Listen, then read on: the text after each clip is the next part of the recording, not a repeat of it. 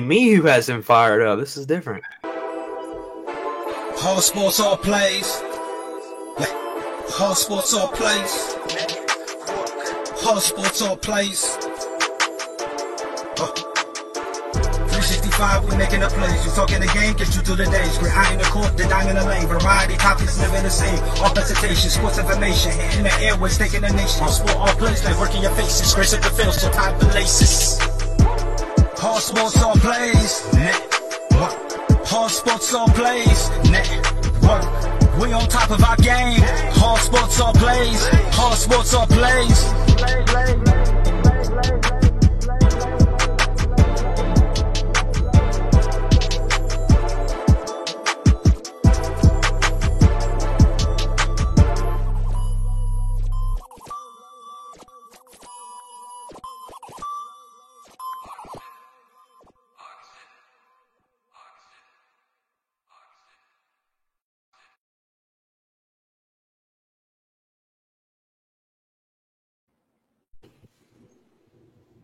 What's going on, everybody watching? Welcome back to the ASAP Sports Network.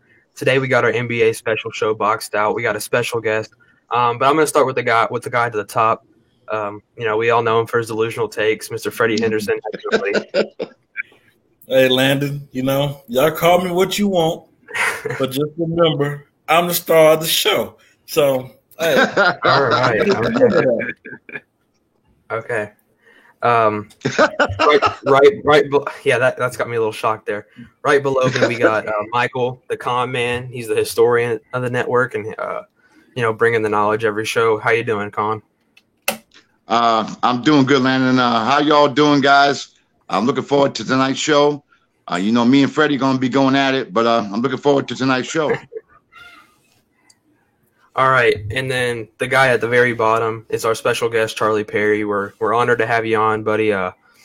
You can go ahead and say a little bit about yourself. What are you into? Your favorite teams, etc. Well, I'm a host of the Really Charlie podcast. I love the Celtics. Magic Johnson is my all-time favorite player. So when he was with the Lakers, I was always rooting for them. He's still with the Lakers. Patriot fan. And I just love basketball. Basketball is my true love. And that's it. That's all I got to say, man. Thank you for the invite. Mr. Charlie, me and you might be bumping some heads, sir. You said you are both a Celtic fan? Yes. Hey. I've been calling Danny Ainge every week, telling him I want to coach a team. Got to get rid of that coach. Oh, Brad Stevens. I love him, but his time's up. He doesn't have the ears of the team. They're not listening to him. Definitely not playing any defense for him. So, All right, Freddie, you want to tell everybody how they can get a free T-shirt? Yeah, let's go ahead and tell them how they can get a free T-shirts. Ladies and gentlemen, right now it's coming to the end of the month. There's going to be one person on this network who's been watching our shows, who's been commenting, sharing, liking. They're going to be able to take a chance to win a free T-shirt. So, on the first of the month, you guys need to take advantage of this. I mean, when you can get something free, and all you have to do is comment, like, share. I mean, come on. So, yeah, and Ron said I've been a Celtics fan ever since I was little. Ron, you're still little, my friend. You're still young, my friend. So we won't hold that against him. We won't hold that against him. No, we won't. We won't. But Celtics fan.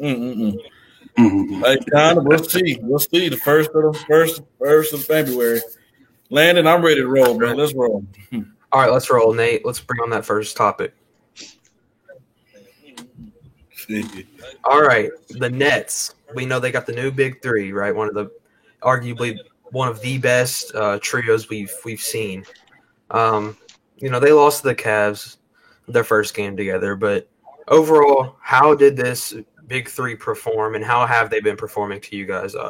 Charlie Perry, I'll start with you first, buddy. Well, I think between Durant and Harden, they're playing good. They're playing very well together. They definitely have a chemistry that's probably from their previous team.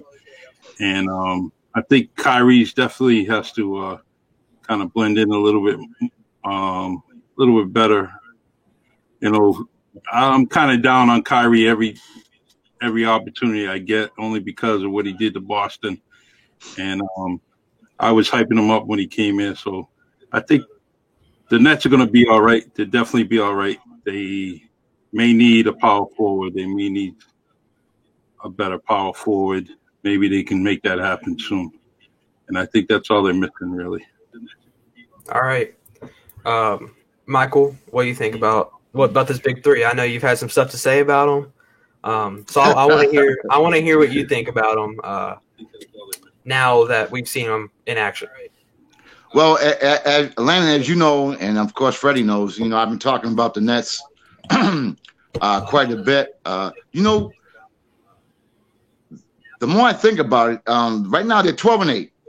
All right, they got 2 road games. They play at the Thunder. They play at the Wizards. Should be 2 easy victories. You know what really disturbs me is the fact of the way they're being used right now. Right now, James Harden's leading the NBA in minutes played at 38 minutes a game. Kevin Durant is third at 36 minutes a game. And right behind him is Kyrie at 35. I don't think they're going to be able to keep that up. They're going to be able to keep that pace up. But as far as the Nets, I mean, they are what we thought they were. I mean, Kevin Durant, 30 points a game, 10 rebounds per game. You got Kyrie, 28 points, 11 assists a game. And then you got James Harden, 24 points a game, and he's leading the NBA in assists.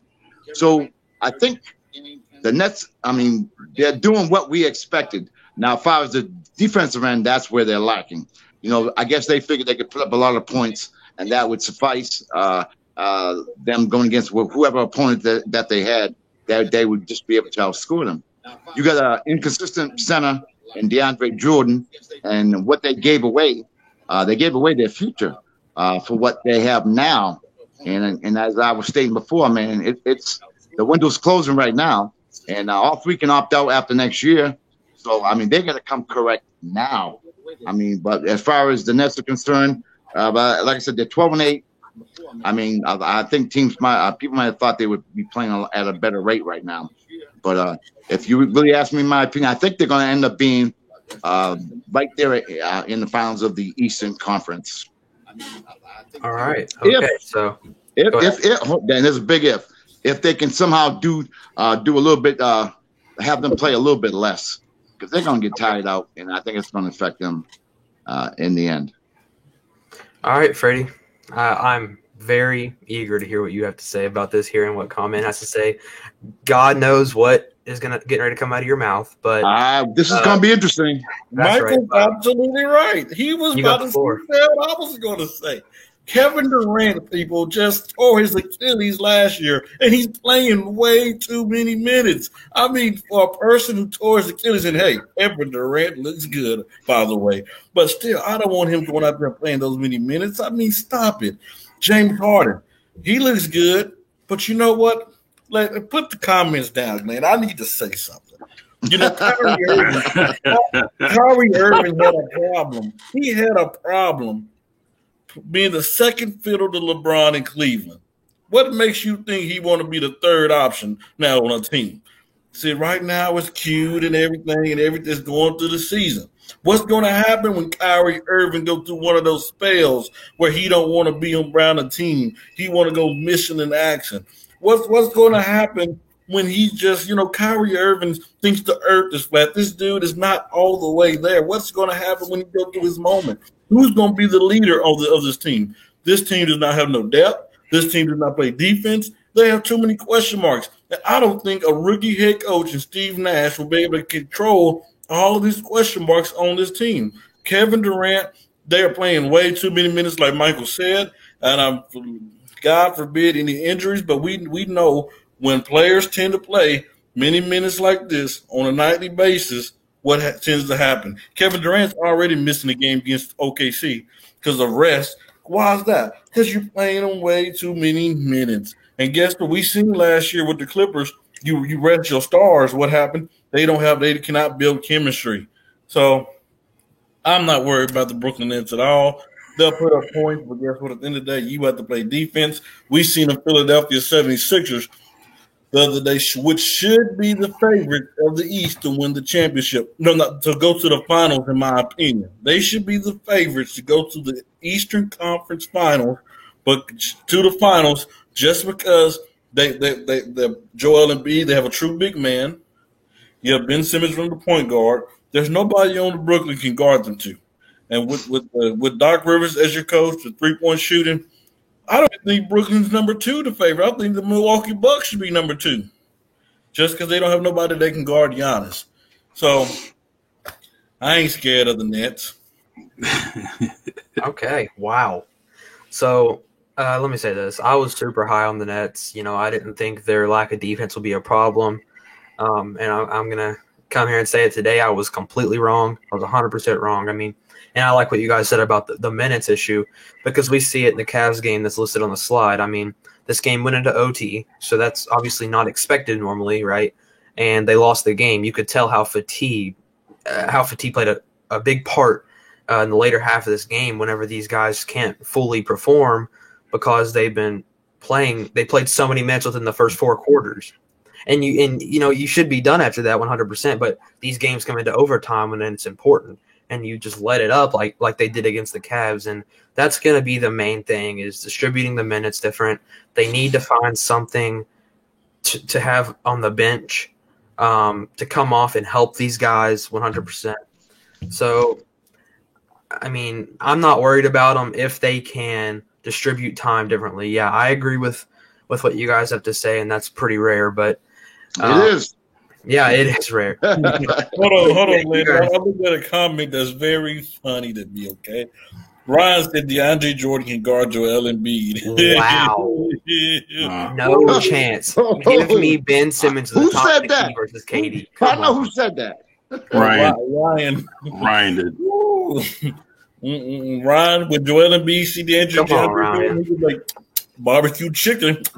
They would eat on them, man. Like, it wouldn't even be fair. DeAndre Jordan would get bodied. I mean, AD really wasn't able, and he's a top defensive player, and Embiid was all over him. Exactly. So, what makes you think DeAndre Jordan? You watch how he was getting fouled trouble right away. Oh yeah. You watch how you speak on the Lakers players, Landon. Not too much slander on them. Listen, hey, not at all. I love Anthony Davis, but the fact of the matter is he could not hold Joel Embiid. What makes you think DeAndre Jordan could hold Joel Embiid? No, he couldn't. All right, y'all done here? Anything else y'all got on this? I'm good. I'm good. All right, Nate. Oh, that's a beautiful picture right there. Woo! All right. So we've seen the Lakers, drop 2 in a row on the road. Yeah. They were the favorite. I'm sure they still are the favorite. I honestly haven't looked on that. But I'm going to start up there with Freddie because I know you probably have a lot to say here. Are the Lakers still the favorite to win the NBA Finals? Oh, here we go. There's not a lot for me to say, Landon. I mean, let's come on, put some respect. Of course it is, ladies and gentlemen. I mean, this is all I'm saying. Can we get respect until we get knocked off? Didn't we say Golden State was the favorite the next following year until they lost? Yes. So give the Lakers the same respect. I mean, y'all act like LeBron James don't look like LeBron James. Yet LeBron James actually got better this year than last year. Do you guys see what his percentage is from the 3-point line, by the way? 41%. I mean, that's just crazy. That is just crazy. Anthony Davis have not even woke up yet. You're talking about a dude who's an 80% plus free throw shooter, and he's shooting 70% from the free throw line. Do I expect that to continue to happen? No. I expect further down the line in the season that the Lakers start coasting. They start rolling. And right now, we don't want AD to be full-fledged AD just yet. You know why? Because they trying to make sure him and LeBron is healthy going to the playoffs. That's all that matters with this Lakers team. Then you're talking about you have 6 guys on this team that can give you double digits. We just talked about a Brooklyn Nets team that they wish they had that kind of depth. They don't have 6 guys that can give you double digits tonight. Listen, man.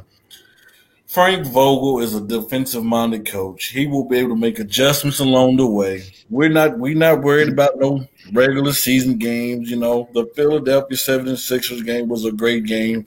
But guess what? You know, when every time you always have that big matchup, the big game, then you have the next game to a lesser opponent, a lot of times teams tend not to concentrate and be ready for that game. So I'm not worried at all. The Lakers should be the heavy favorites, not just the favorites, the heavy favorites, because I don't see nobody be able to beat them at all in the Western Conference nor in the Eastern Conference. And on tomorrow night, LeBron James is going to remind Jason Tatum who he is. Yeah. He's going to put a 40-point triple-double on him. And Anthony Davis, I don't know who will Boston can guard Anthony Davis. I'm just waiting for somebody to tell me. Maybe Mr. Charlie, he'll tell me since he's a Boston Celtics fan, who can guard AD.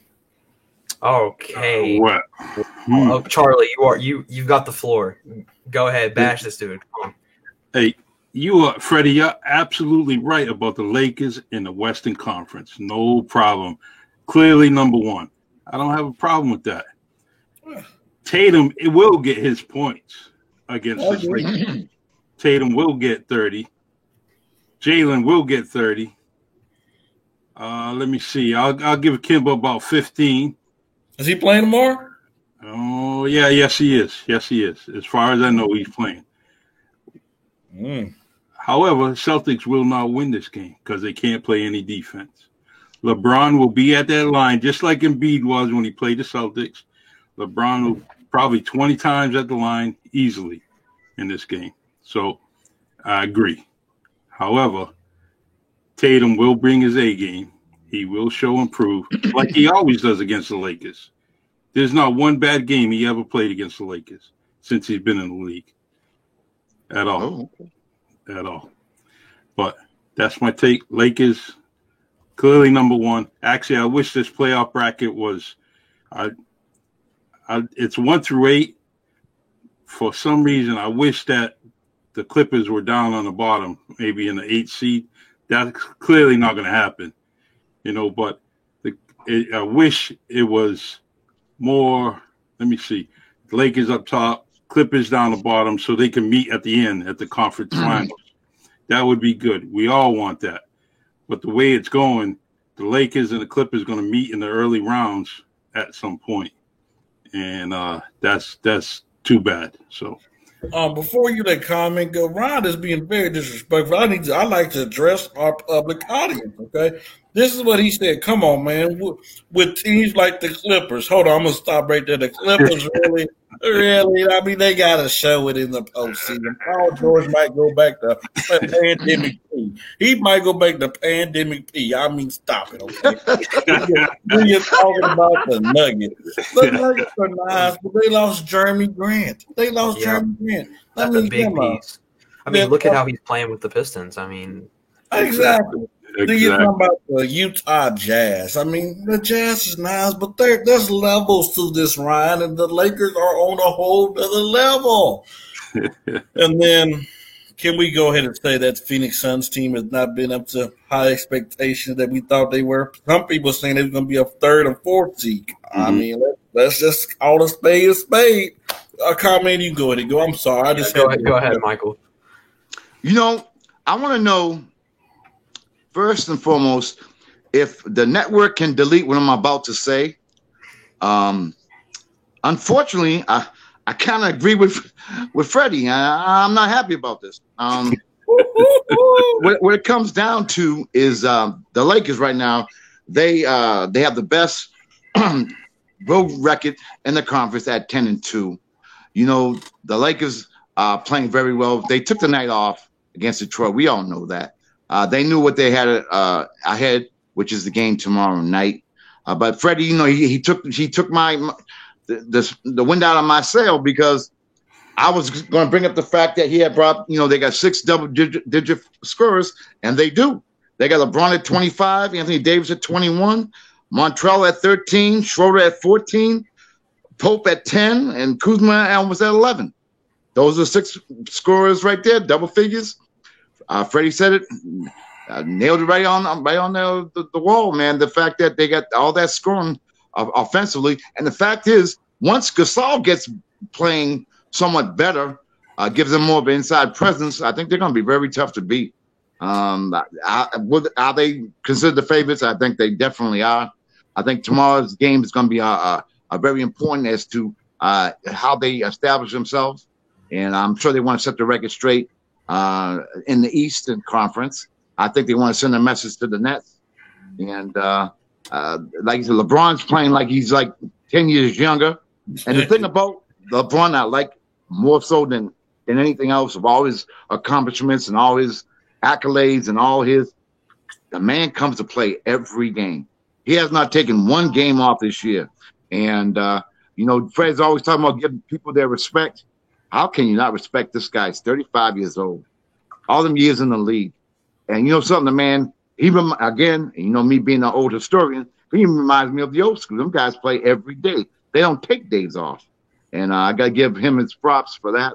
So to answer that question, I think the Lakers definitely are the favorites.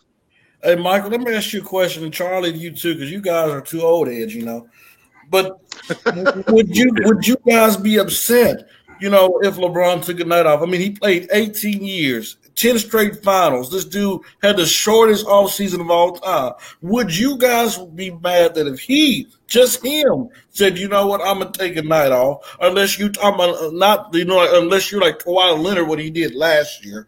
He was clearly healthy, and he just decided to take nights off. Would you guys be upset with LeBron James if he did decide to take a night off?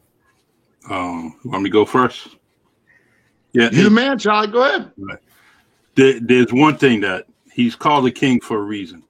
The dude is A1. He definitely comes to play every single night.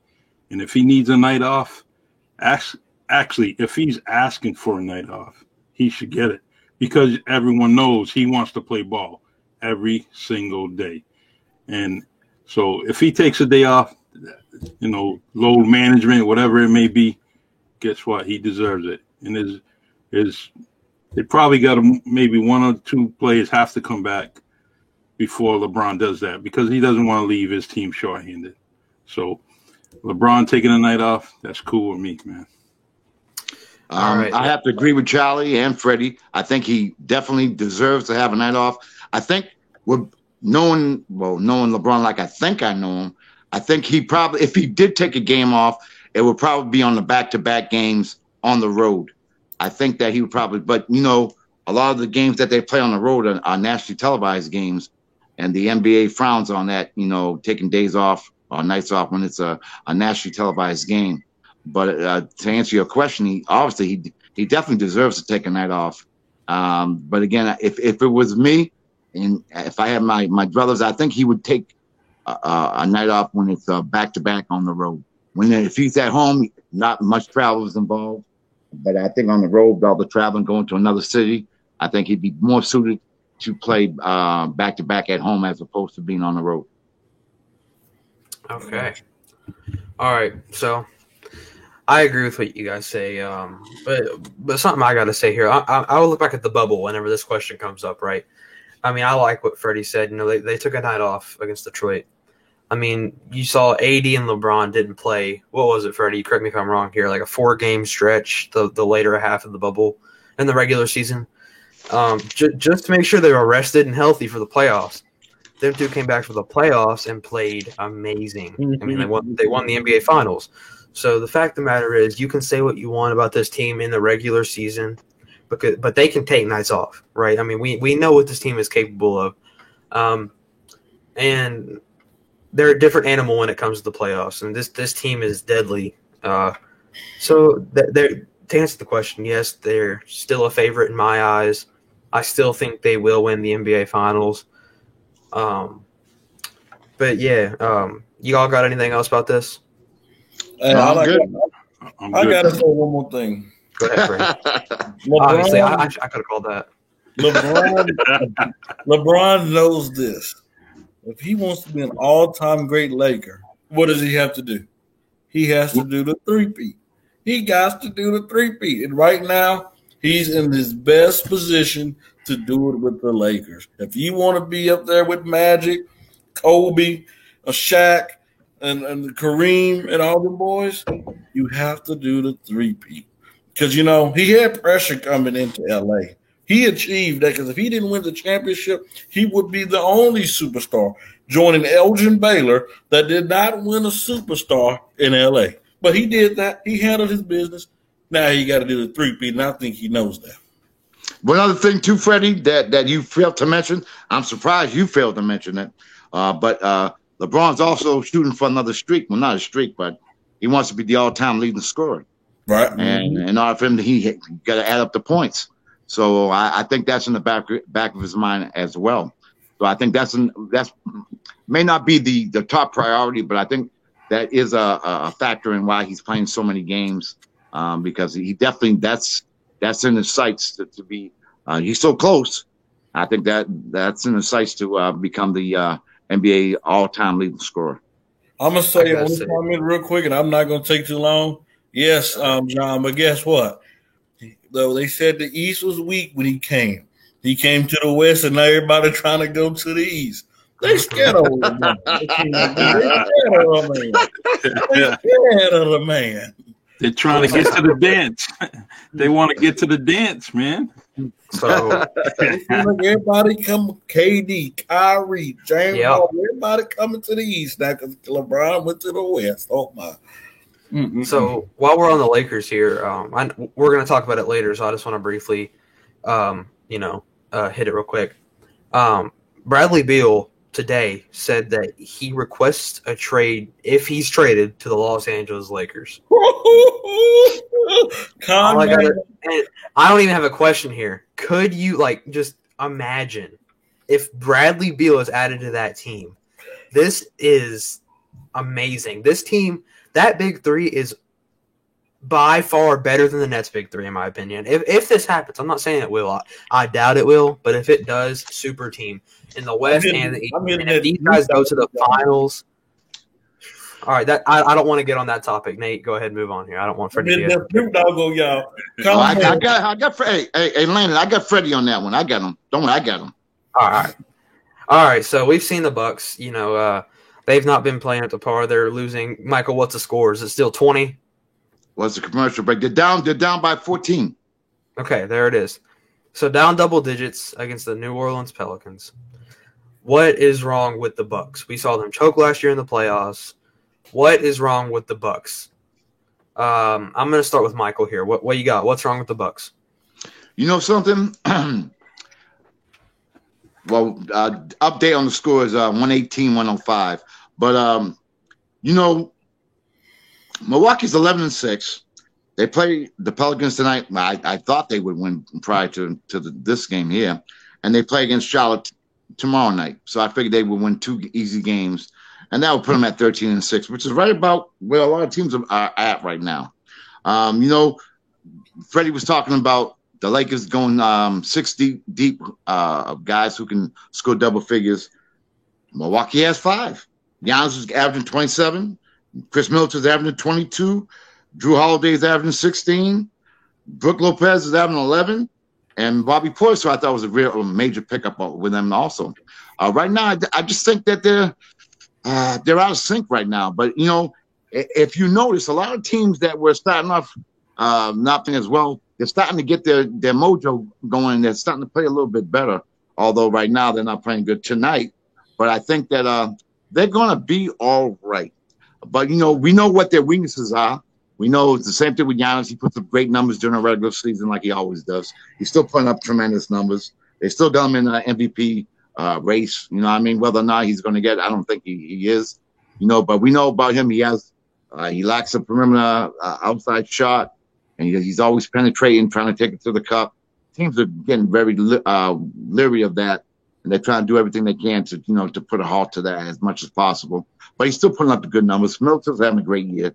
I think they're going to be. They'll definitely be 3rd or 4th seed in the Eastern Conference Finals. I think they're going to be all right. I think they're going to be fine.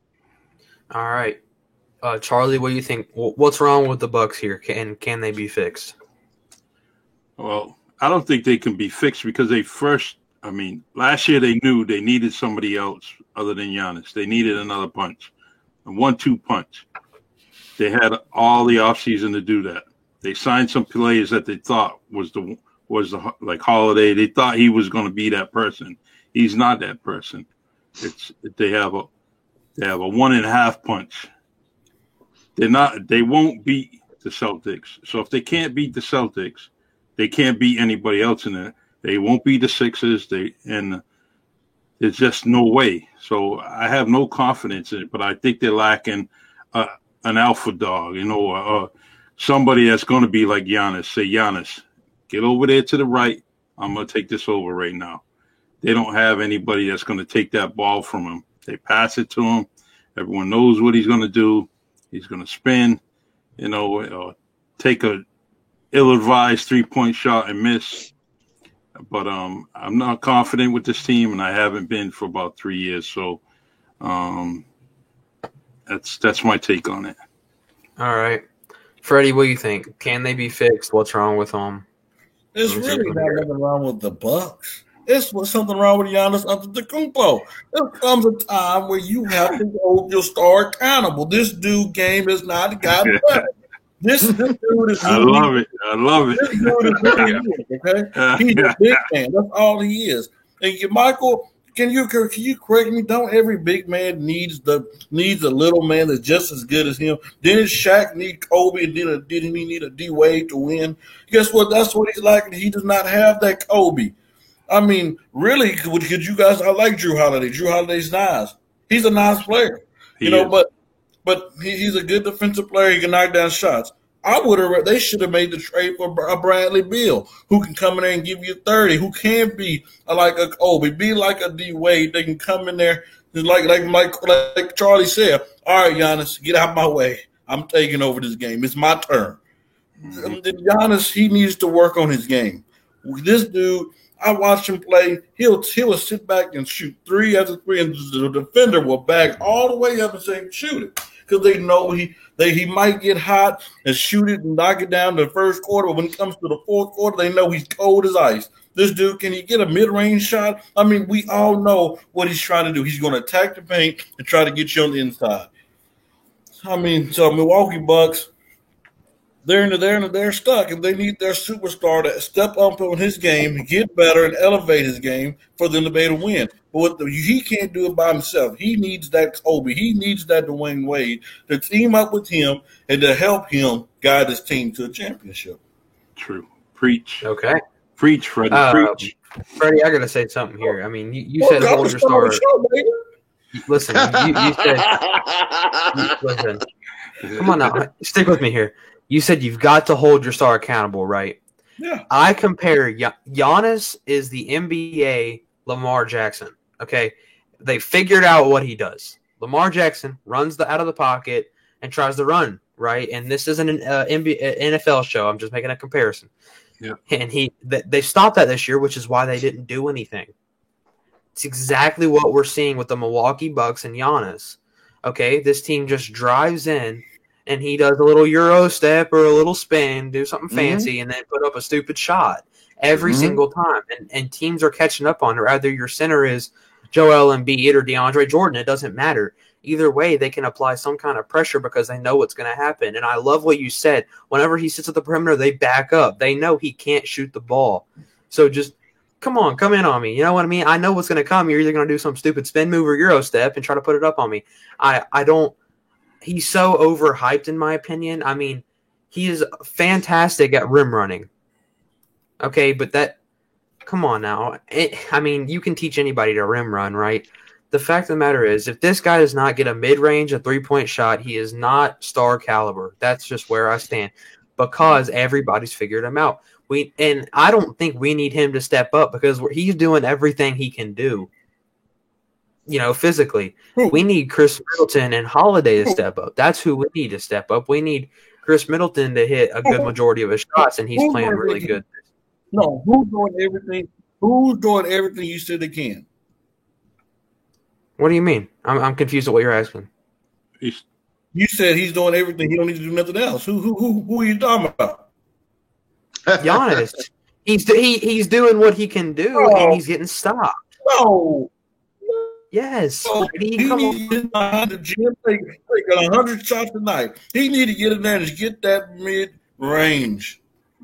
He That's need what. to Okay, hit mid range. If he can't shoot, you just backed up my point. What I said. You just backed up my point. What I said was that's all he can do physically. He cannot shoot. He's doing all he can do, which is rim run, do a stupid spin move, and put up a stupid shot. Don't you guys remember when LeBron could not shoot at an early age? Guess what? Everybody criticized him. Everybody got on to him. Why they're not doing this at the Greek Freak? I'm sitting here bashing him for it. I'm not saying it. I'm sitting here bashing him for what you just said. You know what, Landon? I'm talking about the national media. Ladies and gentlemen, that shows you that here at ASAP Real Talk, we give you something genuine. We give you something real, something that, you know, the national sports TV stations and all that is not giving you. Here at ASAP, you heard it from Landon. You heard it from me. You heard it from Michael. You heard it from Charlie. Now I'm tired. There you go, Landon. Listen, the reason that nobody says anything about this is because this is 2020, 2021 Steph Curry type deal. You know what I mean? Like, this is a player that is influencing younger viewers, kind of like, you know, I'm sure you walk out and see kids with Giannis jerseys now don't even know what his last name is. So all I'm saying is that's the reason, because they want to keep their views up. They say one bad thing about Giannis Antetokounmpo, their views are just going to fall. But listen, I'm just going to say what I feel, and that's what I feel is that he is not what everybody is saying until he gets a jump shot. But, you know, Chris Middleton, Drew Holiday, what can you expect? I mean, you can't expect Drew Holiday to come out and put up 35, 40 a night. Chris Middleton the same. You can't expect it out of these guys, but that's exactly why you have a star player. And we're in the era of super teams where we're talking about Bradley Beal possibly going to the Lakers, you know, the Nets at how they are. You know, so these teams and this team with one star that's getting stopped every night is not going to compete. That's what's wrong with the Bucks, and they will not be fixed until Giannis Antetokounmpo will get his jumper down. That's all I got. Y'all good on this topic, or anybody got anything to say? I just want to add something. When the Lakers and Celtics met in the finals, Kobe used to sag off Rondo because Rondo couldn't shoot, and he would sag down pretty much to the free throw line, and that's pretty much what they can do with Giannis. I just wanted to add that, you know. Yeah. All right. Everybody good here? Nate, you want to move on? All right. So we've seen many players come out and play fantastic from every position in this league, which you don't really see much. You see small forwards and point guards dominating, but we've got some centers in the mix now. So my question is, you know, Luka's our favorite. Who is the NBA MVP so far? Charlie Perry, I'm going to start with you on this one because this is a big question and it might stir up some drama. So I want to hear what you got to say about this. Oh, I mean, I like everything that LeBron's doing this season, and it's so I don't think anyone's coming close to him. As far as everything that he's doing, he's every column in the stat line. He's pretty much touching with good stats. Luka is playing. He's finally playing better. Start of the season, he was definitely wasn't there yet. You know, I love him. I love Luka. He's a great player. A lot of assists, along with scoring a lot of points. But out of this picture right here, I would say it's either Luka or LeBron. And Durant's kind of trailing, you know, but those are my three. I definitely would go with LeBron. LeBron number one. Okay. Freddie, I want to hear what you got to say because I'm sure you agree. Very biased decision in my opinion if that comes out of your mouth, but I want to hear what you got to say and how you can back it up. Luka is going to have to win more games and he's going to have to knock down that 3-point shot more at a consistent rate. Okay. There's a dude, I'm just going to read out some stats, averaging 25 points a game, shooting 49.6% from the field, shooting 41% from three, giving 7 rebounds, 7 assists. And he's 36 years old, playing in year 18. I mean, listen, y'all, it could be a case that LeBron can be the MVP every year. It could be every year. He should have been the MVP last year. But guess what the NBA didn't do? They didn't want to put respect on his name because guess what? They take him for granted. Now, everybody want to focus on the playing. It's more than just playing to me. I look at what this dude, how did he impact this team? You take him off this team, guess what we are? We're maybe be like the Portland Trail Blazers, the Phoenix Suns, a team, or the New Orleans Pelicans with Anthony Davis. But you add LeBron there. He brings in that leadership because guess what? AD is a good player, but he's not the leader like LeBron is. You bring in a leader come in there and help bring 6 guys into that system, get them orchestrated in that system. Let them eat, but while they eat, he eat as well. This dude is yet the MVP again. Will they give it to him? Probably not because guess what? They take him for granted. LeBron's my MVP. Okay. I probably saw that coming a mile away. I'm not going to lie. Michael, I really want to hear what you have to say here because I know I'm pretty sure actually you've got different opinions from both these guys. But Michael, who's your MVP so far? Well, I personally don't like either one of those guys. But who the MVP is? The European League. Because you got guys who are played overseas and foreign guys coming over here and totally dominating the NBA, from what I see. And, you got Joel Embiid having 28 points a game, shooting 54% from the floor. You got Luka Doncic, 28 points, 10 rebounds. He's shooting 46%. And he's averaging a triple-double. And then you got Nikolai Jokic. He's averaging 25, 11, and 9. I mean, come on, these guys are playing phenomenal. But and then of course you got Bradley Beal, leading scorer in the NBA, having a phenomenal season. But unfortunately, his team is terrible, and that's why he's trying to get a trade. And then of course you got the man, the one and only LeBron. Michael, I'm gonna stop you right there.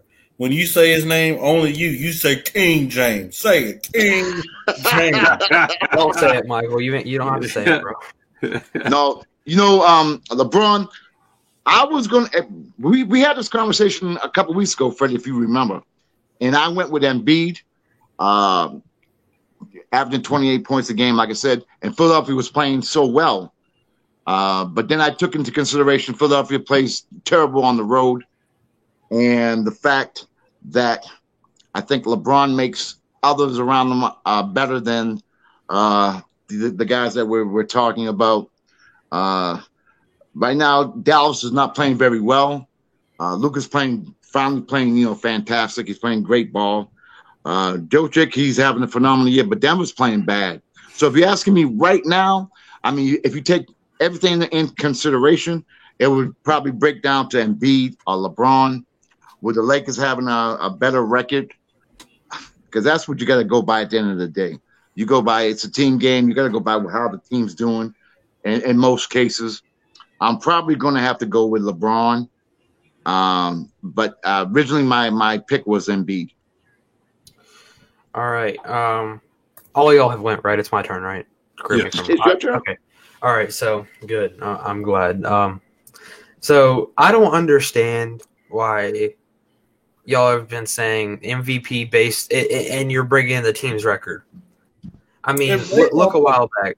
Listen. Look a while back. Whenever Russell Westbrook won the MVP, right, averaging a triple double. Correct me if I'm wrong here. I don't think that team made the playoffs. They did. They did. Okay. What'd they do in the playoffs? It does not matter. It's always about your record. They always put that in the case of the situation. So let's just say Luka, okay, because Luka's my pick. He's my guy. I've been saying it all year. However, the Mavericks have not been playing good, so that's why all y'all had him at number two that's or whatever. On him, though, Landon. How is that on him, man? He's the leader. Michael said it better. It's a team. Said it best. But it's a team sport. You help a leader. Sit there and put up 112 points. He needs help. It's a team sport. You have a leader. He's your leader. But guess what? Guess what? At the end of the day, your leader. I don't care who you have. He's not going to keep up. You can't have 1v5. I don't understand why that's put into consideration. Landon, there's many times where I've seen when the Lakers are going in the drought, LeBron turns it up on the offensive end to keep that team afloat. He's your leader. Luka Doncic is the leader of the Dallas Mavericks. I 100% agree, but the point I'm bringing up is Luka, LeBron, Jokic, I don't care, Steph Curry, I don't care who. They're not going to put up 180 to 100 points a night to stay with the team. It's not 1v5, it's a team sport. So you cannot pin a record on a single person. I don't agree with that. But besides that, I got to go Luka. I've been saying it since the beginning of the year. He's the favorite right now. The man's averaging a triple-double. I know the team's not doing good, but you can't pin that all on him. He's got guys around him that aren't doing enough to Let me ask you a question, Landon. Come on, let me hear it. Luka should be a better shooter than LeBron James, right? Yeah, he's a point guard. LeBron is shooting 41% from three. He's shooting 31%. That's a 10% drop off. Okay, but Luka is average. He's the best player in the league. He is the MVP. Luka Doncic is the MVP. Freddie, I don't care what you say. So he's the only thing you just said. I want Luka over LeBron James. You want Luka over LeBron. If I'm building for my future and right now, give me Luka over LeBron James. Come on, man. You crazy. Luka is insane. You crazy. Okay, yeah. You know what? Well, at least I can pick a team and stick with them. Okay, that's all I got for this weekend. All analysts watching, starting now at the All Sports All Plays Network, you guys will have to get drug tested now. You guys want to get drug tested. Listen to me, man. You're the only reason that you're not picking Luka. You're picking LeBron, which is a completely biased. Listen, Freddie, let me talk. You're interrupting me. You are taking Luka and the Mavericks' record into consideration. You are not thinking about how he is playing. That's the problem I have with the situation. We are involving records into the MVP conversation in a game where it's 5v5. It's not 1v1. If it was Luka versus everybody else, then 100%. If it's a 1v1 tournament, the guy with the most wins is the best player. But the fact of the matter is, it's 5v5. One player is not going to make a team with a bunch of bums better. That's like Kristaps Porzingis is not playing up. Oh, they got bums on the team now? Who they got other than the unicorn? That's even relevant. Well, they got Tim Hardaway Jr. That's even relevant. That's even relevant. That's even relevant. Oh, please stop it. Come on, man. Let me ask you a question. You said something about the team, all that crap. All right, so if the Lakers go on, let's say on a 15 losing game streak, who do you think the media and everybody in the world is going to criticize first on the team? LeBron James and Anthony Davis. Exactly. You know why? Because he's the leader. They're not going to question Anthony Davis. They're going to question LeBron because he's the leader. It's the same thing for the Dallas Mavericks. I don't disagree. He is the leader. Why is he shooting bad from the three-point line? Because he did not work on his game. You know what? You want to make others great around you? Guess what? You got to give them the ball. You remember what Shaq said about the championship team? It's not about the star. It's about the others. And maybe he's not getting the others involved more. He's averaging a triple-double, Freddie. So that what? means stat padding. So what? Double-digit assist, man. What do you mean not getting them Everybody involved? gets that pad. What do you mean not getting them involved? That was the worst thing you could have possibly said right there. You know what? Listen, I'm going to put that against you. You said that this man does not – you literally just said this man does not – distribute the ball. He does not get his teammates involved. The man's averaging a triple-double. What do you mean he doesn't get He's involved? still going to call something called stat pad, Landon. What? This dude should be the leader of that team. They have good players. They have good players, so what's the problem? They have Luka Doncic and Kristaps Porzingis. Kristaps Porzingis he's coming off of injury. He's not playing up He's not playing up to par. Let's read this. Let's go over this. This bad roster that Dallas have. This bad roster. All of a sudden that they have. They don't have a team like the Los Angeles Lakers. You can argue like teams like the Los Angeles Lakers, Landon. Man, what? Wait, what did you just say? There's not too many teams like the Los Angeles Lakers. Everybody can't be the Lakers. Prove my point. Charlie, don't you wish your Boston Celtics like the Lakers right now? No, I want Bradley Beal, and then we'll beat the Lakers. I mean, you got Luka, you got Kristaps Porzingis, Josh Richardson, you have Tim Hardaway Jr., who's good, Willie Cauley-Stein, Trey Burke, who's good, Dwight Powell. They have good players. No, but they can't compare to half of these guys y'all are having in your top 3 for MVP. I don't care what you say. The Denver Nuggets, their roster on paper is better than the Dallas Mavericks. The Clippers, nobody said Kawhi or Paul George, but their roster is better than the Dallas Mavericks. Whose fault is that? It's not Luka's. I can tell you that much.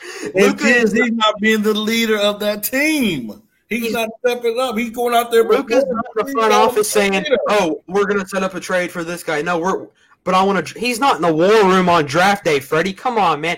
A leader is a guy on the court who can rally your troops. Okay, this man is not. More than that. It's more than that, Landon. It's more than that. So a leader is being the GM, the coach, the assistant coach, the starting point guard, shooting guard, power forward. In a way, yes. In a way, because guess what? In free agency, guess what? There's a lot of cats. You know what? I want to play with LeBron James because I know. I think you both need a timeout.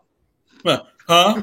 Freddie, come on, man. I don't want to get into this. I'm just saying, every time I don't understand what you. But the fact of the matter is, it's a team. Like, I'm going to go back to what I said before. It's a team sport. You cannot pin somebody's, record on one person. You cannot sit here and say, and I'm going to bring NFL into it again. Can you pin it all on a quarterback if the team's defense is giving up 40 a game? Cannot pin it on a quarterback. Michael, can I ask you a question? Yes, sir. All right, so you're a shooter. You're a knockdown shooter, okay? And so you have a player in LeBron who's known to give you the ball at the end of the game, make you wide open. Doesn't that motivate you to go play with him? Absolutely. Landon. You know you're going to get the ball. Landon. Yeah, just like the point guard making the big man run the floor. All right, you know what? All right, let me use the other guys here, Michael and Charlie. You know what? I'm gonna bring both of you. It is a leader on a team, the GM, the coach, the assistant coach.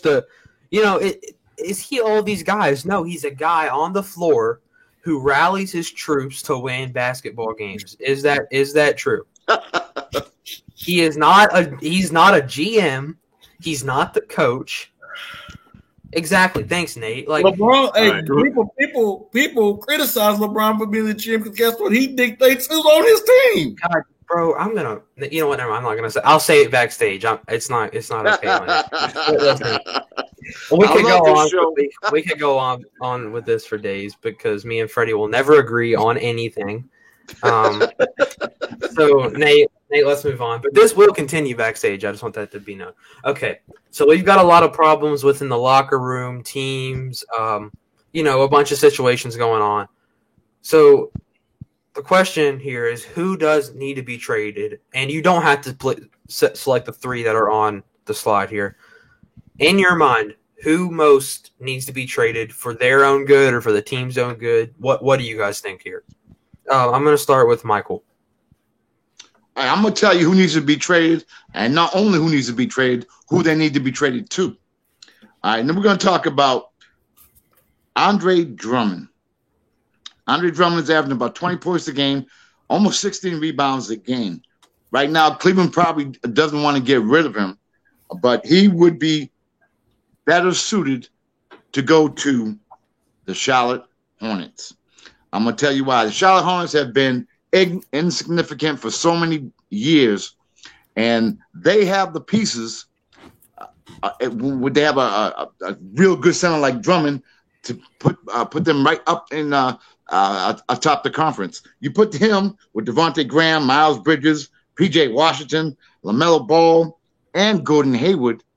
You put them on that team, that's going to make them more relevant. And now, what we want in the NBA we want parity, and they have not been in existence for so long. I mean, they haven't even been relevant for so long that the ideal situation for him, and plus they can get for sharp money right now. He's in his last year of his contract. Of course, he's going to want a max contract next year, which is a reason why he might not be able to go to other teams.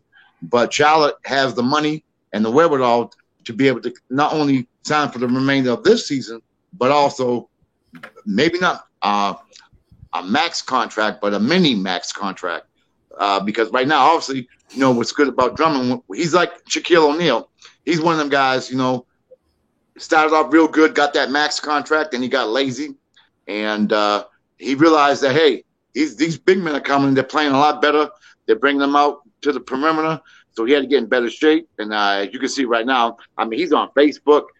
He's all over the place. He's showing pictures of him, his training methods, his regimen. I mean, he's got his flow back in his game. And I think the Charlotte Hornets would be an ideal situation for him as far as him making more money and as far as him, to be, I'm going to say considered the man, but he can be a very important part to that Charlotte Hornets team. And it also would bring up the parity in the NBA. That's number one. Number two is Bradley Beal. Bradley Beal, sorry, Freddie, he's Michael, not. Can I ask you a question real quick before you go on Bradley Beal? If you are the Charlotte Hornets, what would you give for Andre Drummond? Knowing that he's on the last year of his contract and he's going to want money, what would you give? Well, first of all, that's a good question. But because he's in the last year of his contract, his money is shot right now. So you don't have to give up that much right now. Right. You can give some picks. There's things you can do because he has sharp money right now. But now, in order to keep him, that's what I was going to say. Then they're going to have to make. There's going to be have guys like Gordon Hayward. I don't know, Rozier. They may have to. They're going to have to do something. But if you're Charlotte Hornets right now and you've been ineffective, you've been irrelevant, this could be a turning point in the franchise's the way the franchise has been depicted. I mean, it's a win-win for them. It's a win-win for Drummond. I think that that'll be. Of course, they would want him to go all the other big teams and the big threes and all that. But I think for the betterment of the NBA and also again to bring up the parity, I think he would be more suited to go to the Charlotte Hornets. And right now, how many people go to the games right now? I mean, because they can't go due to the COVID. No one goes to see him anyway, even if there was no COVID. You want to bring up, they have more. Their small market that would help out the market. That would help out a lot of things. I think he'd be a good fit with Charlotte Hornets. Bradley Beal. Now this one is interesting. This one might shock you guys. Bradley Beal going to Denver Nuggets. Michael Porter straight up, and with a whole lot of draft picks. I can see that. My number two for Bradley Beal. Check this one out. The Philadelphia 76ers. Yep. Straight up for Ben Simmons. I don't agree with it, but I literally have that wrote down. I don't agree with it. However, I see it happen. I mean, I was saying Harris though in the draft picks, not Ben Simmons. I mean, all I gotta say is, could you imagine, Freddie, if they trade draft picks and have Ben Simmons, Bradley Beal, and Joel Embiid? Tobias Harris has been playing good. That team would be filthy. They'd be all right. Yes. They'd be all right. Yeah. They'd be all right. Man, this team right now is fantastic. What do you think? They'd be all right. No, they won't, man. Top 3 in the league. No, right. Michael, we interrupted you. Are you good there? Man, Freddie always interrupts me anyway. Tell me about it. I mean, obviously, a week or two ago, matter of fact, I think I was texting Freddie and you guys that I definitely thought he was going to go to the Clippers. But apparently, there's been no talks that I know about him going there. But that's who I was, bragging about him going there. That would have been phenomenal too. But then, who would the Clippers give up? I don't know. You know what I mean? But I think that would have been a good fit also. But like I said, that was just rumblings, bad rumors. So I'm thinking about teams that definitely would go out their way to get them. And Denver right now, and again, like I said, Charlotte would be on the top of the list. All right, Charlie Perry, who needs to be traded for the sake of a team or player? for a player, Bradley Beal needs to be traded. We talked about the Milwaukee Bucks. That would be a player that the Bucks would need to get Giannis over the top and get him further in the playoffs. One of the comments was Zach LaVine. He's another one that should be traded, and maybe kind of going down to New Orleans. Maybe he can get down there. And Good. I just think that Drummond is definitely, wherever he goes, I believe it's only going to be for this year. So, but Bradley Beal, Zach LaVine, those two dudes are playing A1 ball. They're trying to do the best they can. Those two organizations will not help them out. They're not going to help them out. They're just, over the years, they proved that they just can't do it. They're not doing it well, and they're too good of a player. Just want to add about Kyrie. He could stay in Brooklyn.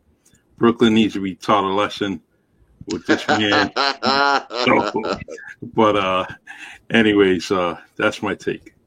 Before you guys go, I forgot. I jotted it down. Another landing spot for Drummond would be the Portland Trailblazers. Right now they got Zach Collins. He's had ankle surgery. He's out indefinitely. You got Nucic. He has a broken wrist. He's out for 8 weeks. McCollum's out until late February. I'm just saying. Could I add to that, Mike? Go ahead, Charlie. Go ahead. So you said Portland, but if you notice that over the years, Portland's always tried to go after a big man, and their team never gets any further than what they are. So Portland needs to keep with those kind of role players and as far as center and work around them. I just think that Drummond's not going to be the person for Portland. That's my opinion, because they always go after a center. They always go after a big man, and nothing seems to work out for them. And with that 1-2-3 punch, 1-2-3 position, they're going to stay there. So every time they add a big man, it's just the same old stuff for Portland. I like what you said there because, Hassan Whiteside, I'm going to be honest with you. I have no idea where that man is now. True. But, he was an all-star when he was with Miami, and then he went and he's playing amazing, a top 3 to 5 center in the league. And then he goes to Portland and just falls off the face of the earth. I honestly don't know where he went. True. So that's a very good point. I didn't even think of, because I have Portland, for Andre Drummond. Another thing I like that you said there, and Michael, I honestly was going to say this too. The 1 year thing with Charlotte. I don't think they're going to have enough to pay him if they want to build for their future, because they're going to want to pay LaMelo Ball. They're going to want to pay Gordon Hayward, and both of those guys are going to want money. Now, I don't know LaMelo's contract, but I'm sure it's 3-4 years for dirt cheap. But he's going to want a lot of money. If he's anything like his dad, he's probably going to demand a lot of money. So, I like what you said about the 1 year thing. That's why I don't think if it's for Drummond, I think he should stay in Cleveland. But I'll give my take after Freddie. What do you think about this? Who do you got? Charlie started to go down the route I was going, but if I was the Brooklyn Nets, I would trade Kyrie Irving. Wow, they need depth on that team. And guess what? He's not going to be the third fiddle. So if I could trade him for 3 to 4 pieces to fill around the roster, I would do that in a heartbeat. And Nate, do you disagree with me? I see you up there flapping your arms behind screen. Do you disagree with what I just said, sir? Nate the Great, don't make me be great. You disagree with what I said? Geez, Louis, he back there. I see in his arms. But yes, Kyrie Irving, I would trade him in a heartbeat. Fast, quick, in a hurry. He's a cancer. He's a cancer to that team. He's a problem. Just saying. Okay, yeah. I agree. We're all kind of all over the place, but the guy I think needs to be traded. I got 2 guys. Kyrie Irving, obviously. Freddie kind of nailed it. He's just a cancer, and that team needs pieces if they really want to go far. Because we talked about it earlier, they're distributing minutes. That's a problem. They got a rookie head coach. They need depth. I like what you said. 3-4 pieces. Just to build back that team a little bit. And then Bradley Beal, because, you know, we've seen the hashtag go viral within the past, I'd say it's probably been a month now, you know, free Beal. And the man's averaging like 41 points per game. I mean, just get him out of Washington, man. He's just wasting his career away. True. But yeah, that's all I got. You all got anything on this? Are we good? We good? Good. All right. Ready to move on. All right. Is it too early to eliminate the Warriors out of playoff contention? I mean, we know. I'm pretty sure they came back and they came back, beat the Lakers, who I'm pretty sure we all agree is the best team in the NBA. Is it too early to count them out? Can Steph Curry perform a miracle on this team, and come back, make the playoffs as maybe a 7-8 seed? Freddie, I'm going to start with you here. I want to hear what you got to say about this. Nope. I said they wasn't making the beginning of the season. Steph Curry cannot lead this team to the playoffs. Why? I don't think he better stay healthy the whole season. I mean, we all know is anytime Steph Curry got to do too much and plays a lot of minutes, he tends to get hurt. This team is not really that good. They got, Wiseman, he's good. Wiggins, he's good. That's about it. Draymond Green, I would try to trade him at the trade deadline. You need to get some pieces around him. While he might have a little bit of value left, if that dude looks washed up. He looks washed up, done up, and getting ready to go home to his retirement home. He does not look good. So, but I'm actively shopping him, trying to see what pair of dirty underwear that they can get for him. Because he's a bunch of second-round picks, man. That's all they're going to get. They can make the playoffs. All right. Michael, what do you got? Is this team going to make the playoffs? Is it time to eliminate them, or is it too early? Again, I started off the show very excited and very enthusiastic, but Freddie got me all messed up. I'm a little bit depressed right now. But to digress, the Warriors right now, they're 10-9. Okay, you got Utah's 14-4. You got Denver 11-7. You got San Antonio 10-8. You got the Clippers 14-5. You got the Lakers 14-6. You got Dallas 8-10, but Dallas is going to be playing a lot better. We know as the season goes, they're going to have their record is going to be a lot better. Yeah. And then I think fighting for the last two spots probably going to be in Portland and Phoenix. So that to me means that the Warriors probably will not make the cut. As Freddie said, Steph's injury prone, as we all know. I don't really, they're playing the rookies a lot too. Although I do like Wiseman a lot. But I cannot see them making the playoffs this year at all. When Clay comes back, might be a different ball game. But I don't see him beating any of these teams that I just mentioned. All right, yeah, that was a really good point. Charlie, before I get to what I have to say, I want to hear what you got. Is it too early, or can we still? Is there still a run to be made, and this team can't make the playoffs? I think they only make the playoffs if they make a trade again, other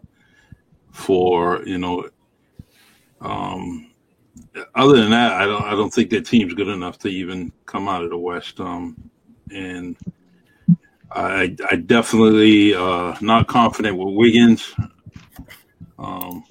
It's just really Curry and Wiseman. Those are the only two that I have some confidence in that they're going to actually do something. And those two are not capable. I mean, Curry's good enough, but it's just not enough to get past any of those teams. I don't even think they can have a better record than Houston. So, and Utah we mentioned. So I just don't think they're going to be in the top 8. And I noticed that earlier, maybe about 3 weeks ago, even when they were winning. I just didn't think I had no confidence in them whatsoever. Yeah, you basically covered it. I think Freddie had to go there. That's why he hopped off. Good. I think so. But we can continue. Oh, here he comes. Here he comes back. Maybe. But yeah, I'm gonna go ahead and cover this real quick. This team is just on paper they're pretty good. if they had Klay Thompson, one of you men said it, it'd be a different story. This team would probably be top 5, right? True. I mean, Klay Thompson's just fantastic, and he's bad to lose, but he's another guy that I would be looking to get out of Golden State. If I'm Golden State, get rid of Klay Thompson. And I don't know why I didn't say this during the trade segment, but we could really see a trade Klay Thompson and maybe a second-round pick for Bradley Beal. We could very well see that. I mean, this team, honestly, I agree with that. I think that's a fantastic trade if you're the Warriors and if you're the Wizards, because the Wizards are a team that needs to build from the ground up. I mean, we can all agree that they will probably get a top 3 pick this year. I mean, this team's kind of just a raging dumpster fire right now, and it's just bad, and it will get fixed. I mean, they've got Steph Curry, right? This guy's a star. He's, in my opinion, the best point guard in the league, or one of the best point guards in the league. So I don't think they'll be fixed, but it's not too early. Go ahead and get them out. They're not making the playoffs this year. The West is just too good, man. I mean, the Suns been playing fantastic. They definitely improved. They're not playing up to par, I'm not going to lie, but, this team is just not good enough to make the cut. The 18 cut. That is how it is. It's not too early because Nate can come on if he wants and say it. He taught me this. He told me, we're halfway through the season by now, just close to halfway. So this team has got to have a major turnaround. Something's got to click. Andrew Wiggins has got to play like we thought he would play coming out of college, but he's obviously let us down there. But this team's not going to make the playoffs this year. They need to be healthy before they can even try to get that 8 spot. So that's basically all I got there. You guys good? Good, guys. Well said. All right, I'm ready to move on, Nate. All right, so we got the rank 'em segment. Charlie, I don't know if you watch the show every week, but we've been doing this every week. We rank players 1 to 3. So Michael, I'm going to let you start here. You're the historian of the show. Let me know. 1 to 3, rank them. I always start off with I don't know why, but anyway, these 3 are pretty good. I thought about this for quite a while. One guy you can take off of the top 2 would be Penny Hardaway. He had a very shortened career. He played 14 years, but he really actually played about maybe 5 or 6. He was injured. He had a lot of severe injuries, and we were never going to find out how good he could have been. He was a transcendent player. He had all the ability. He was like a Magic Johnson. He had it all. It's unfortunate that he suffered very distasteful, very disheartening injury, and that kind of ruined his career. He made the All-Star team 4 times, had a career average of about 15 points a game. I think that if he didn't get hurt, we might be talking something differently. So I would rank him as number 3. I went back and forth on number 1 and number 2. Allen Iverson, of course, played 17 years, had career averages of almost 27 points a game. He's a 9-time All-Star. Didn't really have the surrounding teams that a lot of other superstars have had. He did a lot of it on his own. Coming from a guy who's only 6 foot, to do what he did for the length of his career. Phenomenal player. Showed a big heart. Could do it all. Again, I don't think he had the role players around him or the players around him for them to compete. And then again, he was going against some very tough teams when he did play. So I'm going to put him number 2. I'm going to go number 1, Dwayne Wade. Dwayne Wade was a phenomenal player. He also played 17 years. He had career averages of about 22, 23 points a game. He's a 12-time All-Star. He's got 3 rings, 3 championships. Although he did have a lot of help. He had, Shaquille with Miami. He had LeBron, of course. But as far as if I really had to rank, if I went strictly by talent, I would probably go AI first. But if I'm going to rank him, and of course, now basketball's a team game. So I'm going to have to go with Dwayne Wade. He's had a better career and played with better teams than AI. So I'm going to go Dwayne Wade number 1. I'm going to go with Allen Iverson number 2. And I'm going to go with Penny Hardaway number 3. Although if he didn't get hurt, I think he might have been someone like AI as far as I don't think there would be enough players around him to make him able to compete with the teams he was going against. Sometimes it's the cards you're dealt, you know what I mean? And Dwayne Wade was dealt some good cards. Allen Iverson wasn't. All right. And unfortunately, Penny Hardaway had the real serious injury. So my 1, 2, 3, Dwayne Wade, Allen Iverson, Penny Hardaway. All right, Charlie. What do you think here? I mean, I know you probably know more than me on these guys, so I'll let you go, and then I'm gonna run it. All right, I'm gonna start with number 1. It's D Wade only because of what he's accomplished. You know, he has his championships, and the first thing someone would say, well, he had LeBron, he had Shaq, he had this, he that. Well, that's just the time. That's the era. You know what? They could do the free agency. They can seek out other players to make their team better, you know. And but based on the stats that he has with the championships, it's very key to me because he did play a good role. When LeBron wasn't shooting, guess what? D Wade was. And so he would be number 1. Out of all these players, my favorite player is AI. I love this dude. I love everything that he brings to the table. Top 100 in the NBA, you know, as far as I'm concerned, in any kind of category, any kind of list that they may have, like a Michael Kahn list, he's going to have him up there. You know, AI is definitely going to be a good football player, good athlete all the way around. I just love everything that he's done, especially with the culture, tattoos, hip hop, everything. He's done a lot for the NBA. I love him, but he's number 2. And with Hardaway, his fate was decided within, like Mike said, about probably year 8 maybe. And when Shaq left, it definitely his game. He tried to be better. He tried to be that A1 player, but he just couldn't. And so I think if Shaq did stay in Orlando, never got traded, we'd be talking a whole lot better situation, like the con man did say. But if I want someone to shoot the ball and take over the game, it's definitely going to be D Wade, and that's why he's number 1. All right, yeah, I agree with both of you guys, but I really didn't get to see AI and Penny Hardaway play. I've seen highlights, but Dwayne Wade, he was part of my favorite super team. With that 2011 to 13, I believe it was, Miami Heat, whenever they had, Mario Chalmers, Dwayne Wade himself, LeBron James, Udonis Haslem, Chris Bosh. That was the starting 5. Eric Spoelstra, head coach. That team was just, unbelievable. They didn't win. I'm pretty sure they won 1 or 2 titles there. I believe it was 2. Yeah. And they were they were really good.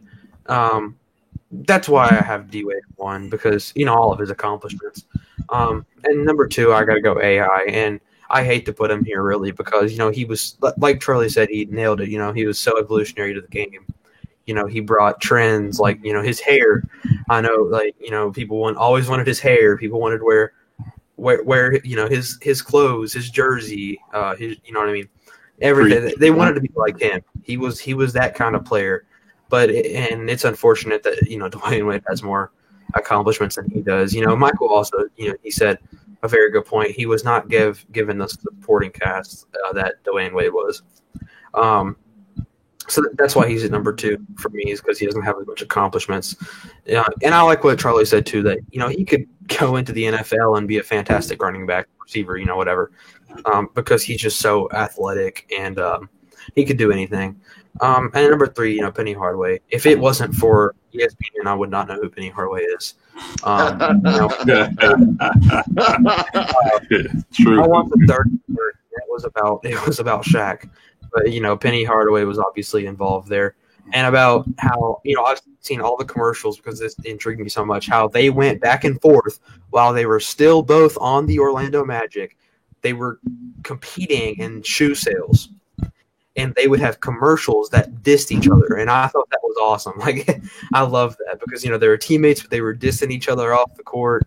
Mm-hmm. And, but when they got onto the court, they would play fantastic. And I'm pretty sure they made a couple finals, but they lost to the Rockets, I believe, in one of them. I'm not sure what happened in the rest. But he's at number 3 because of his injuries. I'm sure he would be a top 20 players of all time if he didn't get hurt, like Michael said. But yeah, that's what I got. We all got the same order here. I think we probably knew that going in. We would all have the same order. I think this is a pretty straightforward list. Sure.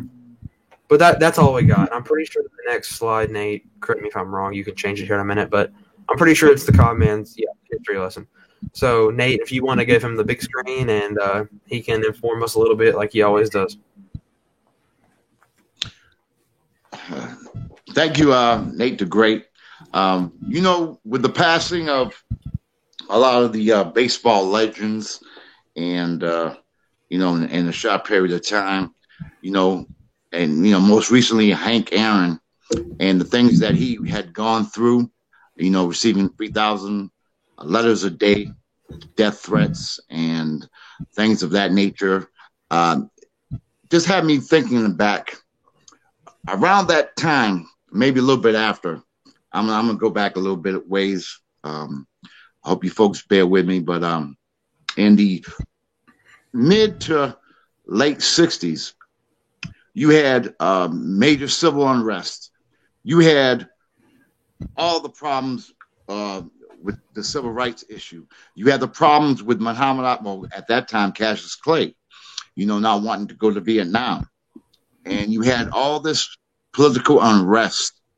And, the country was very divisive at that particular moment. And so many things were going on.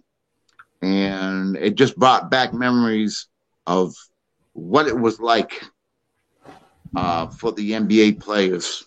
Again, I keep bringing back the NBA players because that's what I do. But I want you guys to picture this. You could go and play on a team, but yet you could not go and eat at the same restaurant or sleep in the same hotel. I think that's very pertinent. Or you can go and win a championship, come home to find your house on fire. And that brings me back to Bill Russell. But that's not really what I want to talk about as much about that. But during these times, now you can picture all this. As a matter of fact, I remember in Boston, they had to call James Brown. Now, Landon, I don't know if you know who that is, but James Brown was a R&B soul singer, the king. James Brown was the king of soul, matter of fact. They brought him down to quell the unrest in the East Coast. And at that time, too, kind of like Charlie can more or less relate to this more than I can. They had the Black Panthers, who were known as a militant group, although we all know that they were militant if they had to be.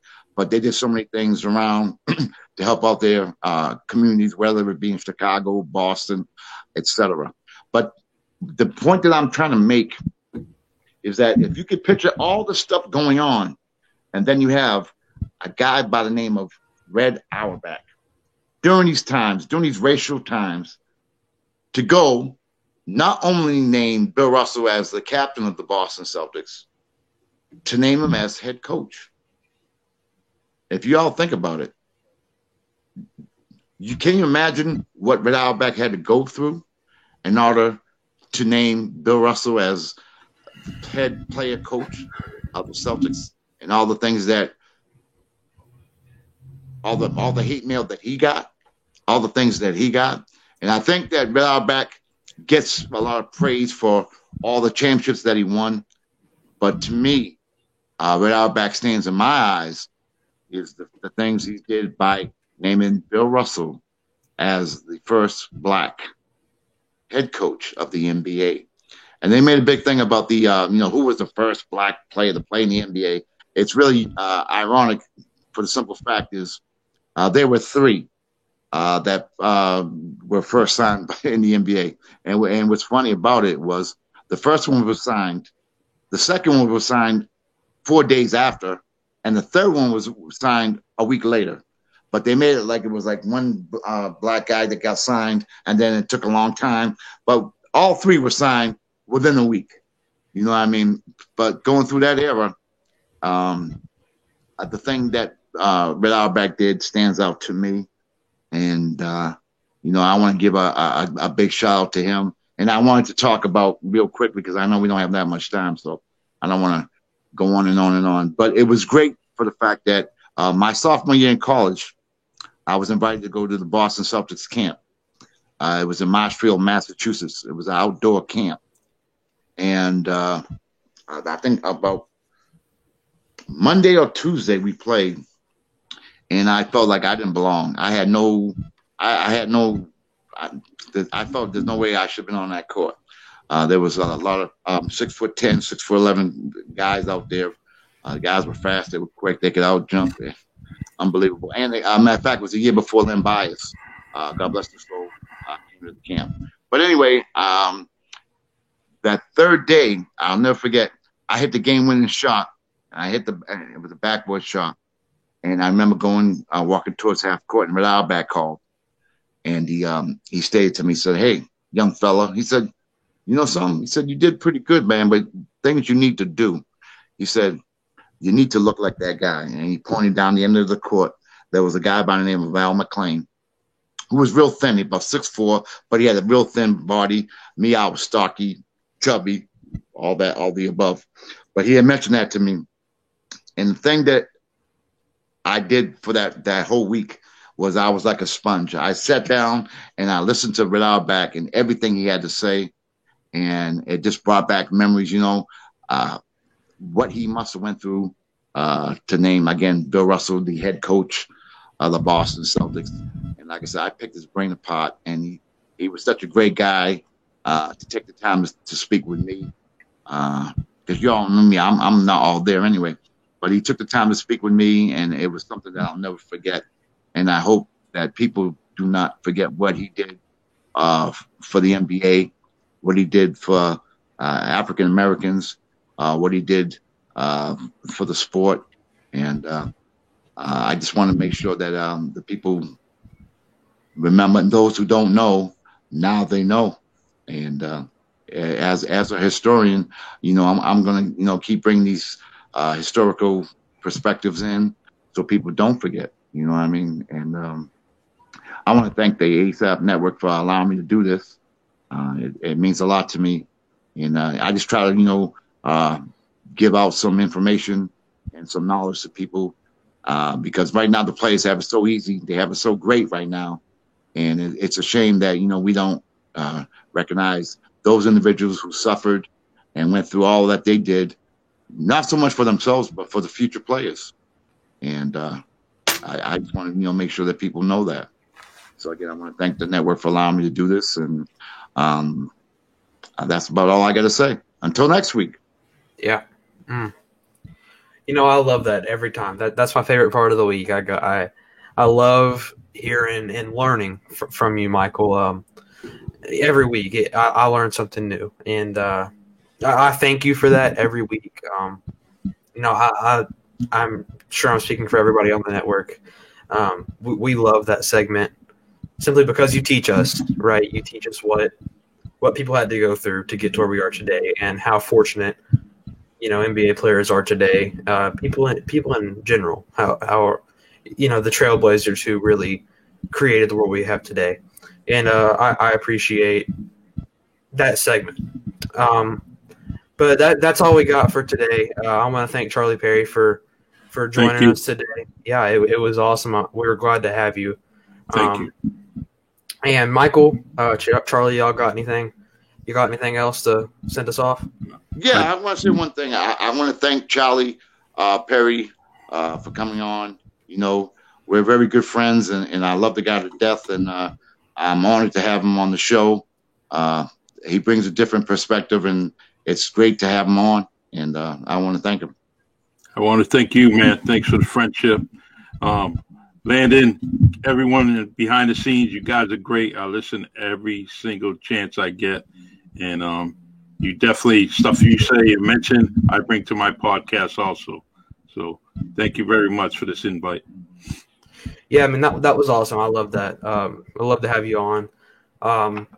So yeah, I think that's all we got. You all got any last things to say? Or so from Landon, from Michael, from Charlie, and the ASAP Sports Network, you've watched Box Out.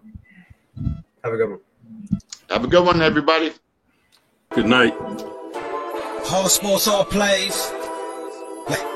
All sports, all plays. All sports, all plays.